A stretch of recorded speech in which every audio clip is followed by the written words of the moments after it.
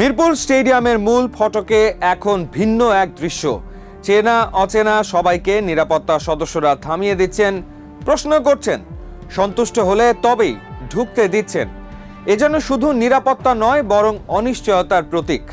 জাতীয় নির্বাচনের পর থেকে বাংলাদেশ ক্রিকেট বোর্ড বিসিবিতে চলছে অদৃশ্য টানাপোড়েন। বোর্ডের ভেতরে নতুন কিছু মুখ, কেউ কথা বলতে চাইছেন না, সবাই চুপচাপ। এমন পরিবেশ শেষ দেখা গিয়েছিল 2024 সালের 5 অগাস্টের পর। তৎকালীন সরকারের পতনের পর বোর্ডে একের পর এক পদত্যাগ। নাজমুল হাসান পাপনের নেতৃত্বাধীন বোর্ড ভেঙে পড়ে। অনুপস্থিতির অভিযোগে অনেক পরিচালক সদস্য পদ হারান। গত 1.5 বছরে বিসিবি পেয়েছে 2টি পরিচালনা পর্ষদ, 2জন নতুন সভাপতি। বর্তমান বোর্ডটি গঠিত হয় অন্তর্বর্তী সরকারের সময়। এখন প্রশ্ন, নতুন সরকার কি এই বোর্ড রাখবে নাকি আবারও বড় পরিবর্তন? বর্তমান পরিচালক ও ক্রিকেট অপারেশনস কমিটির চেয়ারম্যান নাজমুল আবেদিন ফাহিম বলেছেন, আমরা এখনো আছি এবং কাজ করে যাচ্ছি। আর এক পরিচালক এম নাজমুল ইসলাম বলেন, আমাদের পদত্যাগের কোনো কারণ নেই। বর্তমান বোর্ড নির্বাচিত, কিন্তু বাস্তবতা বলছে অন্য কথা।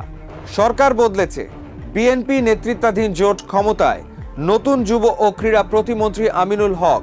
এখন প্রশ্ন একটাই, বিসিবি কি ভেঙে দেওয়া হবে নাকি আইনি পথে সরানো হবে সভাপতি আমিনুল ইসলাম বুলবুল ও তার নির্বাচিত বোর্ডকে? কি খেলা চলছে অন্দরমহলে, চলুন পুরো হিসেবটা বুঝে নেই। সরকার যদি সরাসরি নির্বাচিত বোর্ড ভেঙে দেয় তাহলে বড় বিপদ, কারণ ইন্টারন্যাশনাল ক্রিকেট কাউন্সিলের কাছে সরকারি হস্তক্ষেপ মানেই নিষেধাজ্ঞা। শ্রীলঙ্কা তার উদাহরণ। বাংলাদেশ এবং বর্তমান সরকার নিশ্চয়ই সেই পথে হাঁটতে চাইবে না। এই কারণেই নতুন প্রতিমন্ত্রী সরাসরি বোর্ড ভাঙার পক্ষে নন। আর সে কারণেই শুরু হয়েছে আইনি খেলা। বিসিবির গঠনতন্ত্রের 9.1 ক ও খ ধারা অনুযায়ী আঞ্চলিক ও জেলা প্রতিনিধিদের বৈধ মনোনয়ন বাধ্যতামূলক। এখন নির্বাচন বয়কট করাদের পক্ষ থেকে অভিযোগ উঠেছে 53 জন বৈধ কাউন্সিলরের মনোনয়ন বাতিল করে অ্যাডহক কমিটি থেকে কাউন্সিলর নেওয়া হয়েছে। নির্বাচনের তফসিল ঘোষণার পর এমন নির্দেশের সুযোগ নেই।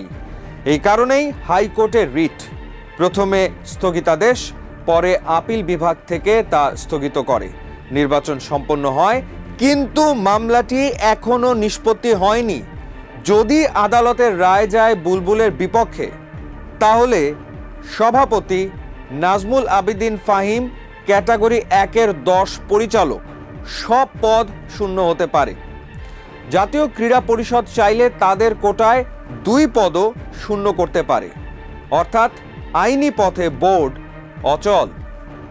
গঠনতন্ত্রের 15.2 ধারা বলছে, পরপর 3 সভায় অনুপস্থিত থাকলে পরিচালক পদ শূন্য।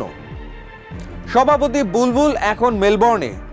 যদি দীর্ঘ অনুপস্থিতি হয় তাহলে বিরোধীরা এটাও ব্যবহার করতে পারে।